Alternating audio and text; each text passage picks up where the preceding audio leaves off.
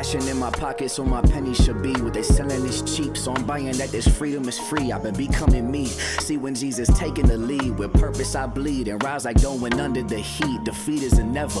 You can't reattach with a sever. What's bringing you pleasure can tell you where you stacking your treasure. When storm is your weather, know that it gets worse for it's better.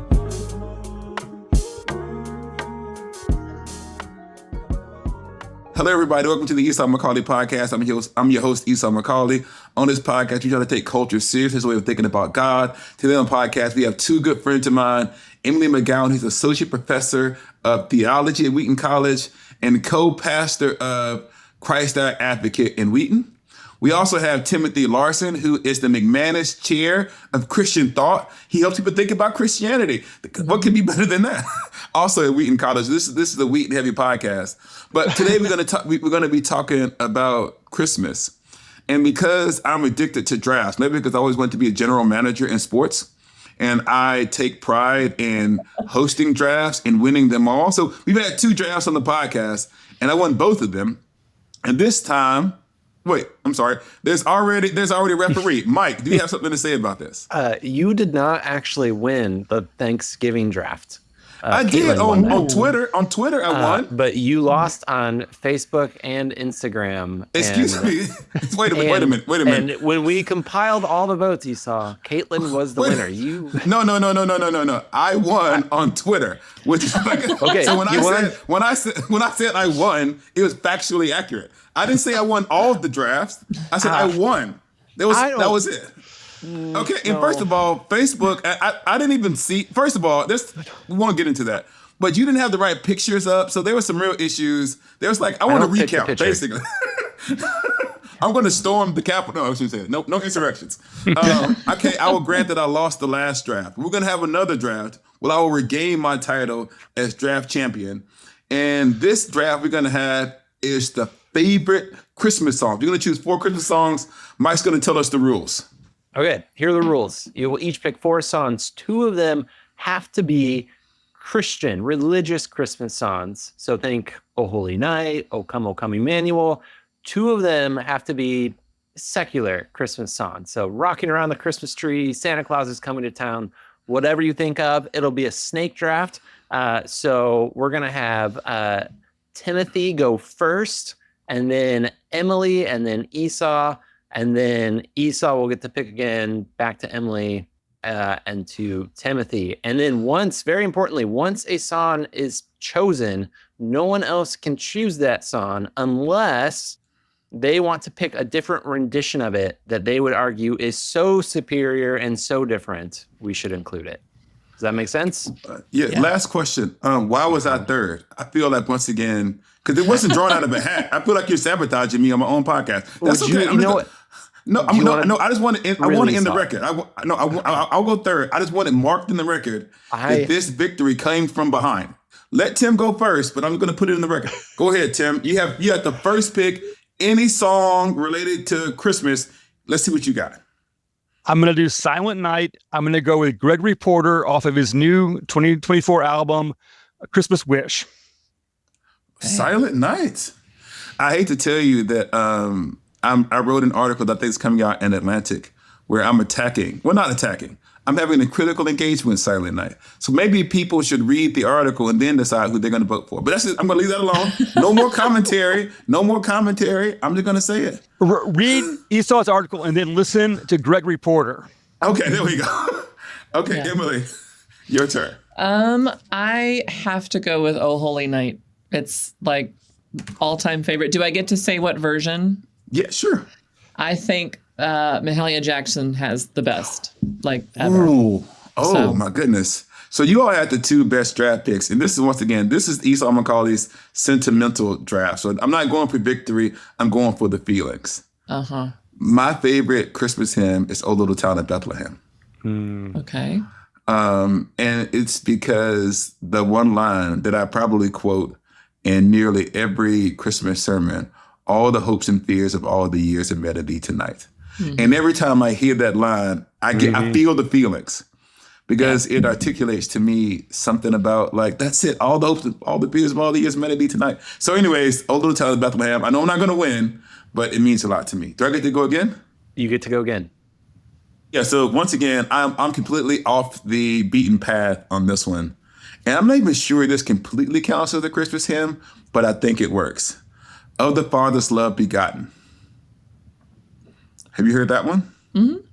Okay, so that's it. Of the Father's love begotten, before the world ever came to be, forever and anyway, so I think that one, and I think there's a group called the Poor Harpers or something. I can't even know who it is. But anyways, Of the Father's love begotten is my second hymn that I'm going to choose. All right. Emily, you're up next. Oh man, I was hoping Tim was going to go because then it would give me a sense of like what the landscape was like. I love In the Bleak Midwinter. Sarah McLachlan has a really beautiful version of that. So I think that would be my number 2. Okay, then. Christina Rossetti, very nice. Yeah, so I'm going to go with Ave Maria. Oh, look at this. I'm very Protestant. My idea of ecclesiastical architecture is folding chairs in a gymnasium, but nevertheless, they've got a great anthem. I'm going to give it to them. I'm going to go with Harry Connick Jr., who I think is the voice of Christmas for our times. Okay. Yes. So you each chosen 2. Emily is In the Bleak Midwinter? I don't even remember. Is that a Christian It's a one? hymn. Oh Yeah, my it's a goodness, hymn. Mike, I was are you Googling to try to It's avoid. okay. Oh my God. No, It's obscure. It's a little It's not. obscure. It's not obscure. We can't let Mike just live in these streets. Are you Baptist, Mike? Are you Baptist? No, I'm Reformed. Are you Bible? You were. I'm gonna upset Reformed Hive when they say it's a theology in search of a worship style. I'm going to blame your Reformed formation for not having you know about In the Bleak Midwinter. So Yeah, I was pretty I'm sure it was sorry. a hymn, but I wasn't positive. Okay, Mike, you know I'm what? not gonna I have the power chastise to you. edit. I'm just going to cut all of this out. And no one will ever Yeah. know. What's your pastor's name? I'm going to rebuke your pastor personally. Okay, This is his moving first on. entry onto the podcast. I'm sorry. I'm sure you have a great church. God bless my Reformed brothers and sisters. These are jokes. It's Christmas time. Forgive Okay. me. Okay, whose turn is it? It's Emily's turn, and you need to pick a non-religious Christmas song. Man, this is really hard. I'm gonna do like a classic one first. I think the Christmas song by Nat King Cole. Yeah. Yeah. That's Wait, one of those. no, you can't do that. Why That's not? mine. That was mine. Yeah, sorry, I got there first. Oh man. This is a draft, man. Oh man. Oh my goodness. You take such relish in Esau. I'm sorry. Go ahead. Go ahead. It's your turn, Esau. It's your- You're on the Now I clock. gotta do. 1 second. I gotta do the guy whose name it is. I forgot. What's this guy's name? Give me a second.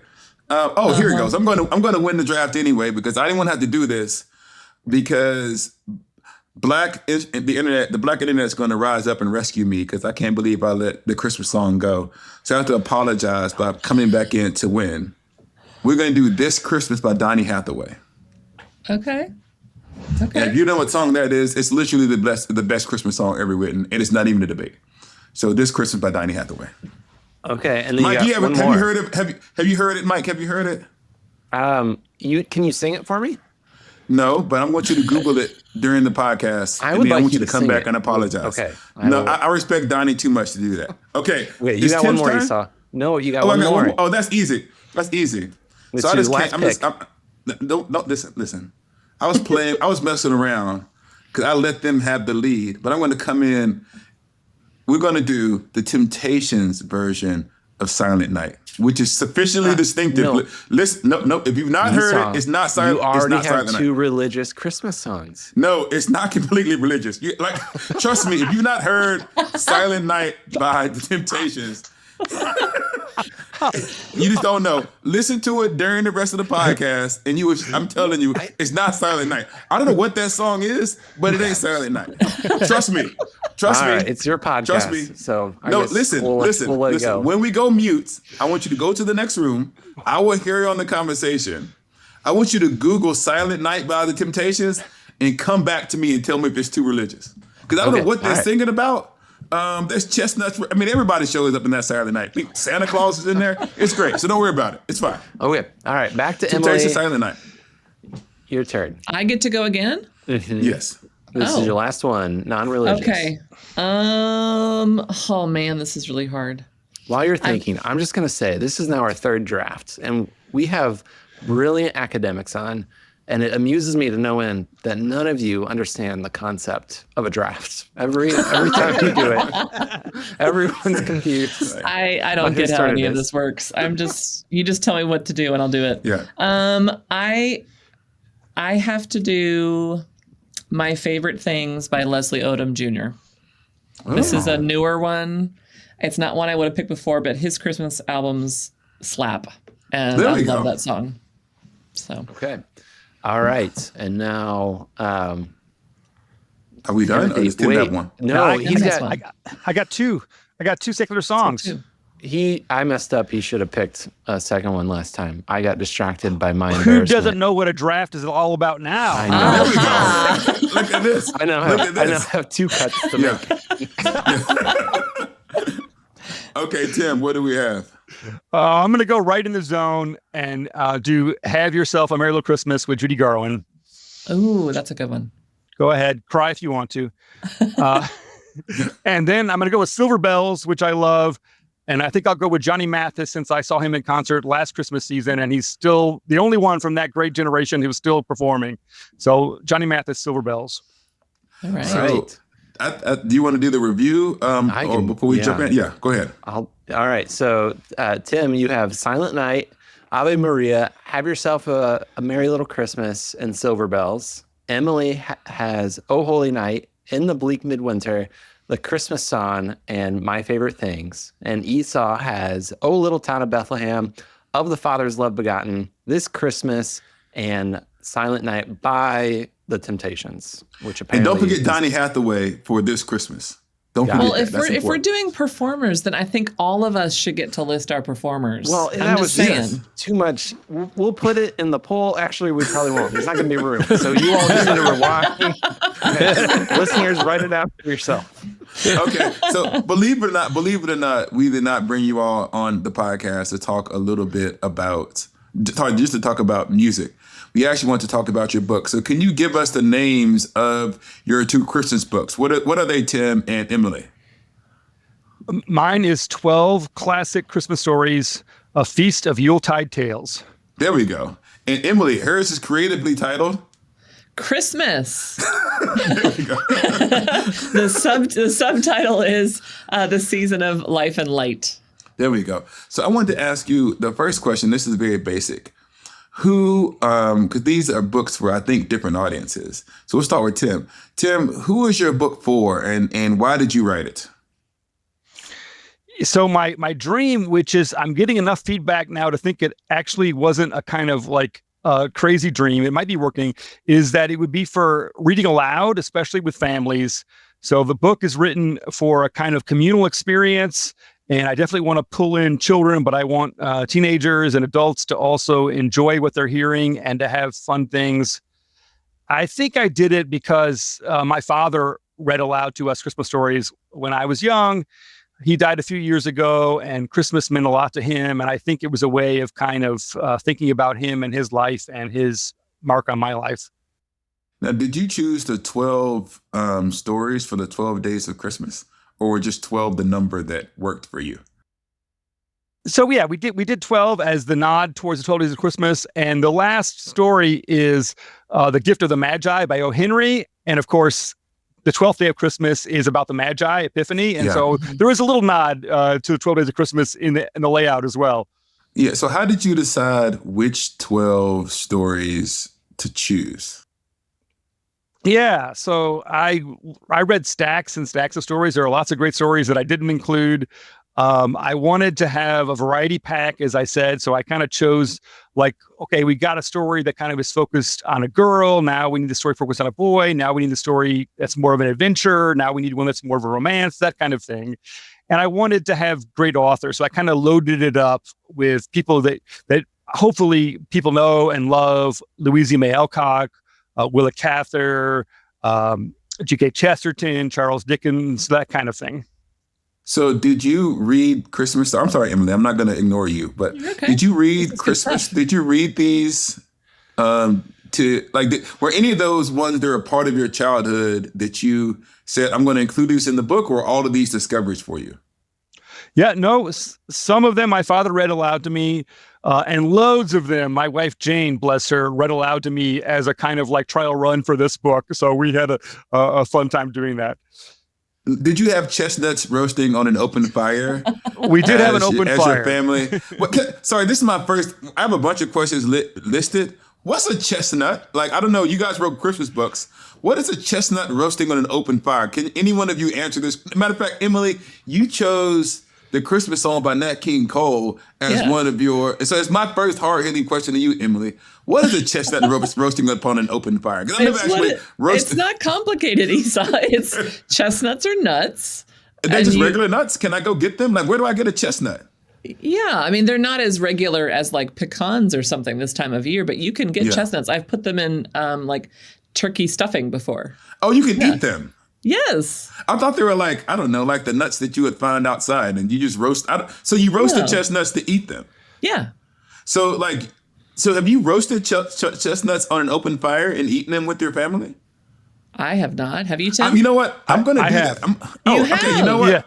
Homework to the people on the podcast. If you're listening, I want you to pause the podcast, roast a chestnut upon an open fire. You can't bake it. You can't bake the chestnut. That's not serious. You don't love Christmas if you don't roast it.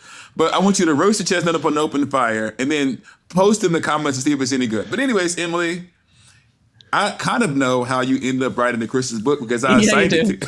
but pretend that it wasn't me who called you and said, will you write a book on Christmas? But why did you say yes to the book on Christmas? Maybe I can ask you that way. So I said yes to the book because Christmas was my favorite holiday growing up. I think it's becoming more and more Advent as I get older, but Christmas during my childhood was my absolute favorite holiday, even before I became a Christian. And there was just something magical about it, even as a child. And I think I just wanted the opportunity to reflect on it theologically and biblically and write something that would be beneficial to others as they reflect on the season. So I'm trying to pretend like I'm not the editor of this book. So I'm going to pretend like I don't know the answer to these questions. But like, who would you say would be the intended audience for your Christmas book? And what is one of the things that you hope that they get from it? I think my intended audience is really any layperson with the interest. It's not like you have to have any sort of prerequisite to read it. Even my one of my kids listened to it, and she said she found it kind of boring, but she understood it just fine. So anyone can read it. Don't take her review as proof of how engaging it is. But my intention really is, I think in the U.S. especially, evangelicals in the U.S. sort of have a love-hate relationship with Christmas. We have this sense that it's important we mark the Feast of the Incarnation, that it's a vital part of our story of the gospel, that Christ was among us, that he became a baby and all that stuff. But we're also put off by the commercialism, the focus on buying things and shopping and all that stuff. And so I think we have this love-hate relationship and we feel mixed about our observance of Christmas. And I just wanted to help try to forge a path through all of that in a ways that alleviate some of that anxiety, but also deepens their understanding and love for the season. Yeah, the reason why I wanted to have both of you on the podcast together is because the people are paying attention to what these two books do. One is very practical. It gives you something to do with your kids or with your family on Christmas. Like one of the things is like, oh, I know Christmas is important and it should be 12 days, but what do I actually do? Like one of the things that we're not really good at is actually celebrating things. We got to prepare for the celebration of something, but it feels like it dissipates really, really quickly. And so I wanted people to like, here's a practical resource. Use this. You can kind of extend Christmas, but also to begin to think theologically about what Christmas is and to understand a little bit of the history of the season and to understand some of the prayers that historically in different Christian traditions have been a part of it. So I'm going to ask you I want to know this about Christmas, and you all can just be our Christmas experts. And so I tried to think of some common questions that people often ask. So the first one, and either one of you can jump in from here and you can answer for me. December 25th. Did we choose Christmas because it was a pagan holiday that we were trying to steal from somewhere else? Where did December 25th come from? How do we get this date as to when we celebrate Christmas?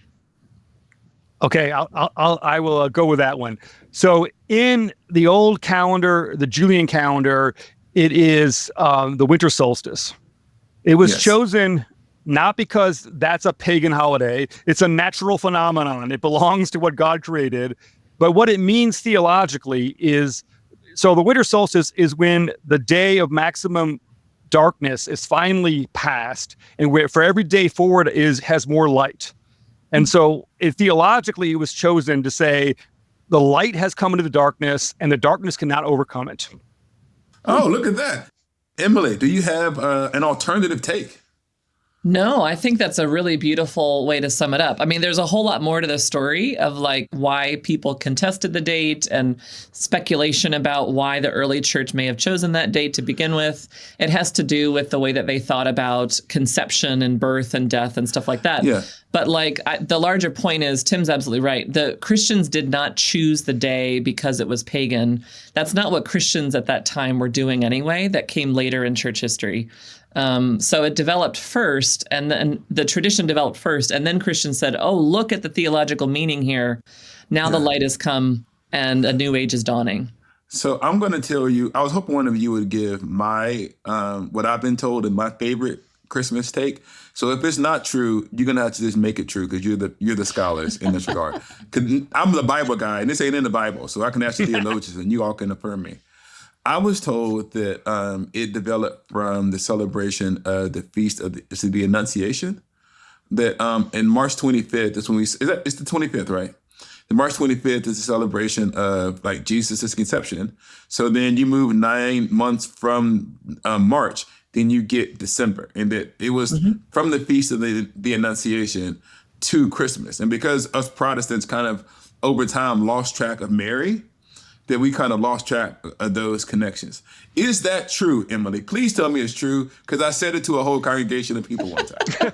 I mean, it's a little oversimplified, but yes, that's largely, I think, one of the best theories as to why we have this date. Yeah. Oh, so wait a minute. Can I be nerdy? Because I'm gonna be a theologian. If you think only you theologians are the only people who know this stuff, I know a little bit of stuff. I got books too. It's not just the Bible. That was also related to the idea that one's birth and one's death often happen on the same day, and that they assumed that Jesus was crucified during Passover, which they thought was March the 25th, which then led to the Annunciation, which then led to Christmas. Is that the whole thing? Did I get it? Yeah. Look at this. I mean, I think so. Tim, you can step in if you think that's wrong. Yeah, no, all those connections are there. I mean, I would say that it goes the other way around, that Christmas was chosen first, and then March 25th was chosen to make that symmetry. But all those things are meant to rhyme exactly the way you said. Yeah. Oh, look at this. So can I do Christian thought now too, or am I still over in Bible land? Should I do that? You can have 4 sections next semester. 4 sections next semester. So the other question that a lot of people often ask around Christmas, forgive this being Christmas quizzes, but I feel like I want to help clear up some stuff. Where did our beloved Christmas tree come from? Do you want me to kick that off? Yeah, Tim, Emily. and then you can join in? Emily, help us. I know that you talked about this. So the short answer is we're not really sure. There are lots of different ways of telling the story. There's a number of legends. I can tell you it is not simply adopted paganism. For sure. Sadly, it was not Martin Luther. It was probably not Boniface. There's lots of different, legends associated with it. The best take that I've read from historians that is it probably dates from the medieval period, when there used to be these public, they were plays, public displays that were trying to teach the public, the stories of the Bible and the church year. And there was one that happened to be on December 24th, which was the Feast of Adam and Eve, that would tell the creation story. And there was a tree in that play that had on it apples or some kind of fruit for the tree of the knowledge of good and evil. And then there were wafers for Christ's body, which ultimately saves. And so the thought is that became associated popularly in the minds of people with the Christmas season. And eventually rich families started putting up their own tree in their home. So it was probably like something that the aristocrats were able to do. And then it just begins to spread from there. We know that there was a tree, I don't remember the date, but I know Strasbourg has one of the claims to the first in-church Christmas trees. And we know that there were already churchmen and theologians complaining about Christmas trees being pagan in like the 1600s. So basically, we complain, the clergy complain about it until like there's nothing we can do. We just add it in. That's exactly right. I'm tired of this Christmas tree. Oh, now we're going to have it everywhere. So I want to make sure, I know that you said that you're not sure about this, but I'm going to treat this as true and I'm going to preach about it. So I want to make sure I get it correct. So the tree was initially the tree of like the knowledge of good and evil. Well, but it was also became the tree of tree. redemption. So, it was the second tree, like the tree in the book of Revelation. Well, or both of them together. Yeah, it's being perceived, it's being viewed as a unity. So you've got the tree, yes, of the knowledge of good and evil, but we're also saved by the tree of Christ, right? On which his body hangs for the redemption of the world. So it's intentionally symbolic, working both directions. And so, in other words, the most Christian thing that I can do is put up a Christmas tree. Absolutely. And I got and I should put snacks on it to eat it. That's what you said too. There are snacks involved. There's like wafers. Do we want to call the wafers snacks? Wait. They were actually. Oh, sorry. I was thinking of actual wafers. Like, they were, but they were representing the host. Oh no, I was thinking of like those wafers that are really. Maybe so. I skipped lunch. I was thinking of like the candy wafers. I was thinking not of not stroopwafels. Yeah, no. So they didn't have those on the first Christmas tree. I was like, I just need to eat more wafers. What I took from that, which is I should eat more of those Christmas wafers. But I feel like you had a different message for me. Yeah, no, that wouldn't be it. Tim, Did you have anything to add to that? I feel like you might have something to add. Yeah, so I definitely believe the medieval sacred mystery play answer that you've given, Emily. I would also add that evergreens as a sign of life during winter when things are dead is a natural symbol. And every culture uses that. It's an anthropological thing that a natural symbol is something that gets discovered over and over again. So even like in the Old Testament, now I'm going to get in the Bible lane, Esau, the feast of Ingathering, the kind of harvest festival, it says go into the countryside and collect evergreens and bring them back. And so it's a very common thing to use this sign of life, which is a tree that's still alive, even when most trees are dead. And so it's not surprising that we would use that as a symbol of life, which of course ultimately represents Christ bringing life to our world. I think that one of the things that both of you are getting at is that sometimes we can have this idea that something is only Christian if it is uniquely Christian and completely untouched by the world, that no one ever thought about it, engaged it in any way. And that then only under those circumstances, we can use it in the church. But what it seems to be the case is that what we think of as this kind of organized church conspiracy is actually the organic development of Christian piety that as time goes on, it gets enriched in meaning. We find ways to use it healthily. And to me, that's probably a very freeing idea for people who's in their desire to have like a faithful Christmas can sometimes express a little bit of fear about things. Because like I'm going to sit down with my kids and tell them about the two trees. Now my wife has gone full Christmas this year. And full Christmas last year, we have two Christmas trees. And so we have one in the front of the house and one in the back of the house. And so now because it's the two trees, I can preach. I don't know which one of them is the tree of the redemption. Maybe the redemption is one where there's actual interest. And my mom, so if I can ask you this then, because I grew up with the plastic Christmas tree. Which Christmas tree is more Christian? Who's saved? The plastic tree people or the real tree people? No. You just tried to like say we're not going to do that either or thing, and now you're like do the either or thing. Yeah, no, I try to get you comfortable, and because you can go viral. I'm trying to just go viral. I don't have this idea about actually teaching people stuff. I want to have fun. So I will ask you, as you were working on your books, I know there were 12 stories for you, Tim, and I know you don't want to choose your favorites. But do you have one that meant a lot to you that you enjoyed either having been read to you as a child or you look forward to imagining people read in their families? Yeah, so the one that I'm a fierce champion of is by George MacDonald, and it's called The Gifts of the Child Christ. It's not at all well known. I think it's one of the greatest Christmas stories ever written. I will warn your listeners that there is a tragedy in the story, and so you have to be willing to absorb some sadness. But, I remind people that even in our nativity story, we have Herod slaughtering the innocents. And so what the gospel story is that this good news comes into a world that is a world of suffering and death and tragedy. It's not a fairy tale outside of our world. It's a story that's real in the world that we know and understand. Yeah, I think I'm glad that you said that, because believe it or not, my first ever article in the New York Times was called The Bloody Fourth Day of Christmas. Because, we tend to think of Christmas. I don't want to step on the question I want to ask Emily, so I want to stop saying too much about this, about the 12 days of Christmas. But you have in the Christmas story, the martyrdom in Christmastide. You have the martyrdom of Stephen, and you have the massacre of the Holy Innocents right in the aftermath of Christmas. And the reason I've always felt taken some comfort in that is that my Christmases weren't always happy. Now, I didn't know about the martyrdom of like the slaughter of the innocents when I was a kid, but I know what it was like to be a kid who was trying to smile because I know my mom wanted me to be happy because of the presents she gave me. And I know what it was like to feel a little bit sad when you're supposed to be happy. And sometimes the forced joy of Christmas that we think of as the Christmas spirit can be its own kind of trauma to people. And so actually having in your book stories to deal with the complexities of the human experience actually is Christmas. And so it's really weird that we are now sometimes protecting children from what the actual Christmas story is. Because the whole point, not the whole point, one of the things that you see in the Christmas story is that we know that what happens to the kid.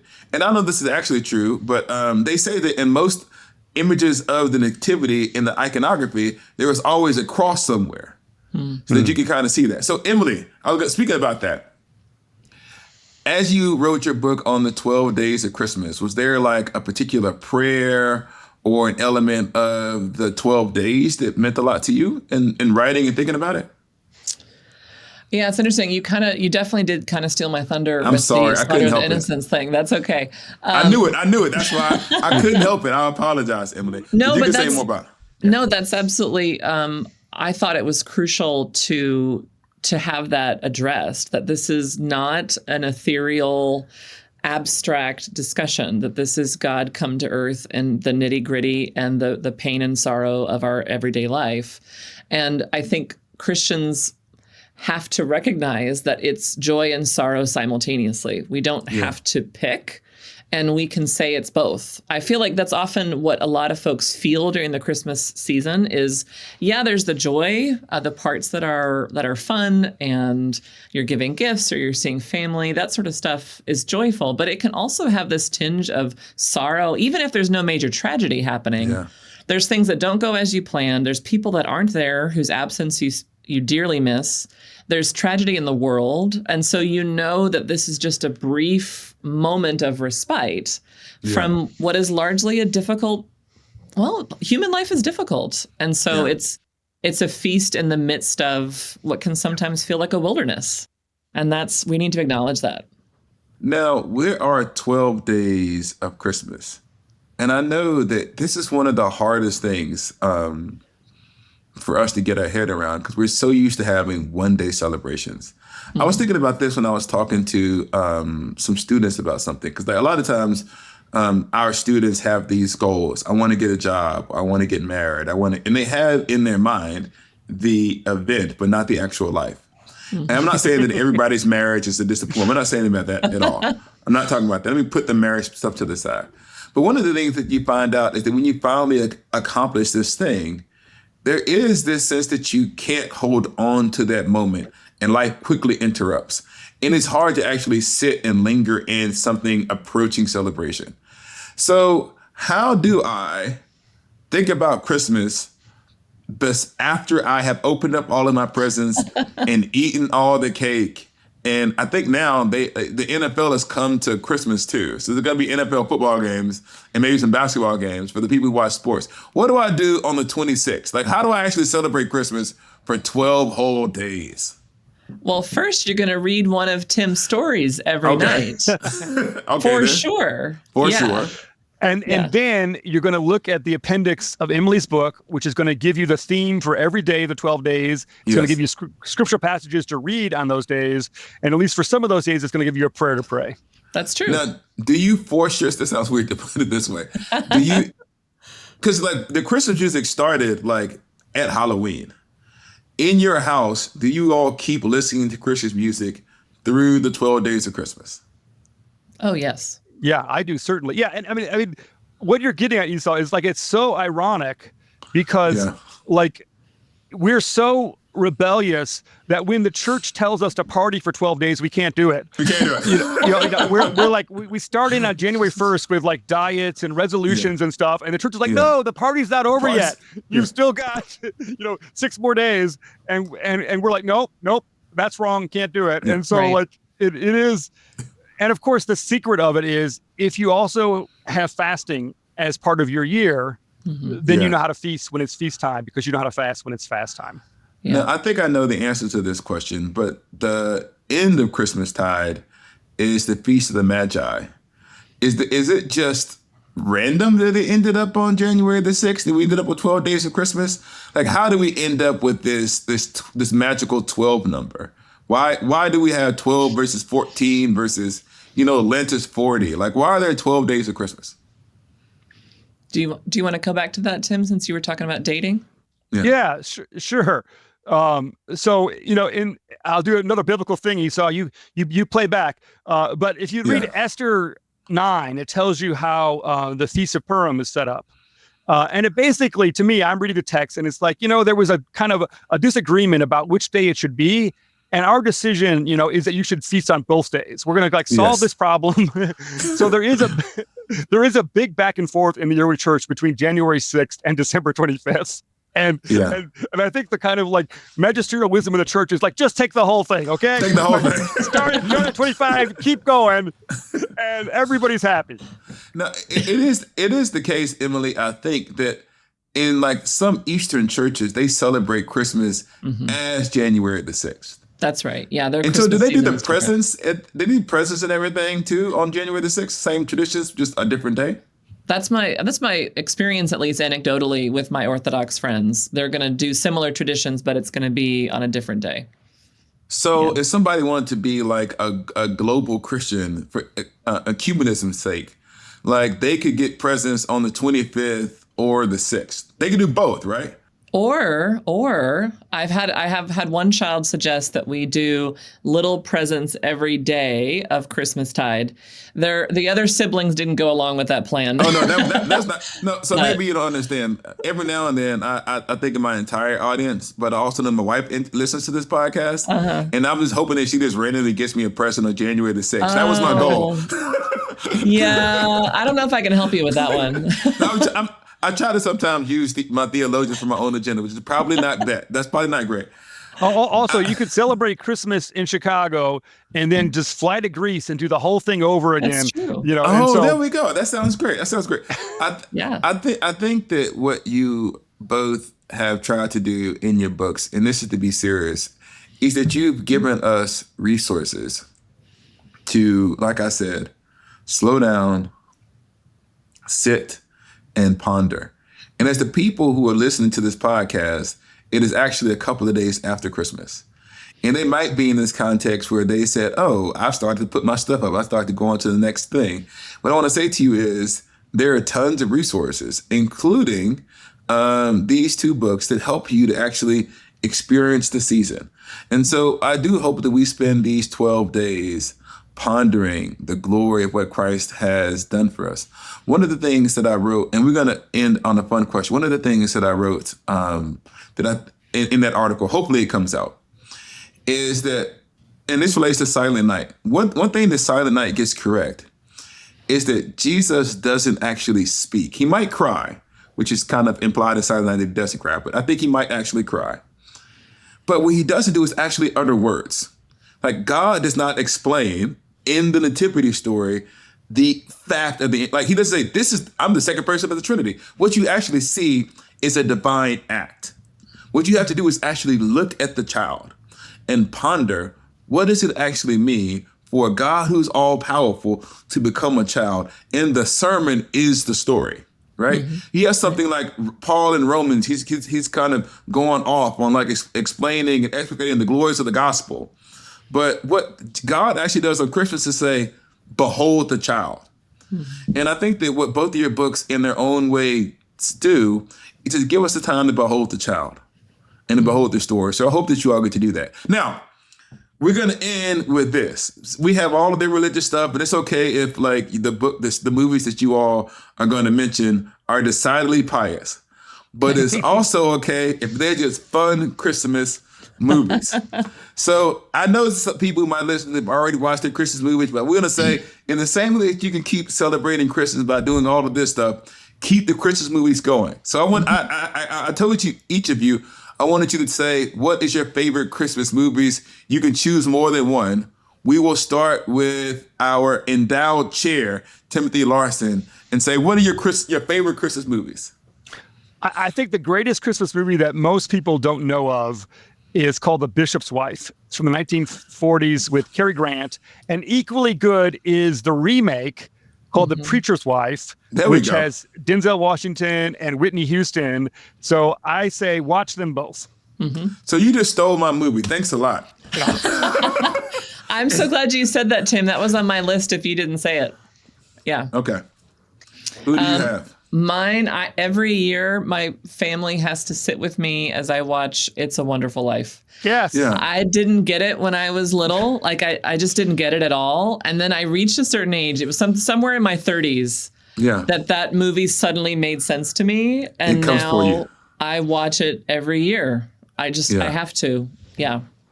So I'm going to be super lame and say, I'm not going to lie to you. I am a grown man. I'm 45 years old. But when Charlie starts reading the Christmas story, I feel there are feelings that are felt every single time. So, like, I know it's silly. I know it's a thing, but we're going to do Charlie Brown's Christmas. Yeah, absolutely. Beautiful. And I'm sorry, y'all. This is going to be the classics. It's Scrooge.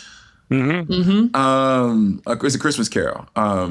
And which version, though? My wife has made this one the canonical version in our house, which is the puppet one, the Muppet. Yes, one. Muppets. And that's the Muppet one. And she's right. Like, she's right. Mandy is absolutely right. That's the right answer. The Muppet. So if you're in the Macaulay house and you're there, you're gonna see Charlie Brown's Christmas. And we're gonna do the ones that you mentioned too, but those are the ones that I like.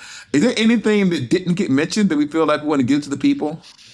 The Christmas movie playlist. I think so. I'm gonna go with another. Like, the other category is movies that have a Christmas scene or that are set at Christmas, but are not really a Christmas movie. I love The Thin Man, another kind of like 1930s, 40s screwball comedy detective movie. It's super funny. It's the only one where it's a husband and wife team, and they kind of like play off of each other and wisecrack to each other. It's great. Try it. Yeah. Oh, I've not seen that one. Well, what I want to do is, you probably heard it 1,000 times, but from the Esau Macaulay podcast, we want to wish everybody who is listening a happy full 12 days of Christmas. And thank you so much for listening to the podcast, and we'll talk to you next week. The Esau Macaulay podcast is a production of Holy Post Media, produced by Mike Stay Low, Stray Low. If you know, now you know. Edited by Seth Gorvette, like a Corvette. Music by Rob Knorr. Make sure to follow the show wherever you get your podcast, and leave a review so more people can find it. See you next time. I'm out. I'm penning these letters with prayers they can aid your endeavors. It's clever benevolence, tasted it, wrestle with, still wrestling. Touch my side and it crushed my pride and told me I'm blessed within. Receive a Christian platitude with gratitude, but in the saddest news I live in doesn't add up to the Beatitudes. Catch me in the catacombs, chiefing like they Pat Mahomes, catching bullets, tackle foes, running plays, defending zones. Field got them doing football numbers, only half is grown. He was acting grown.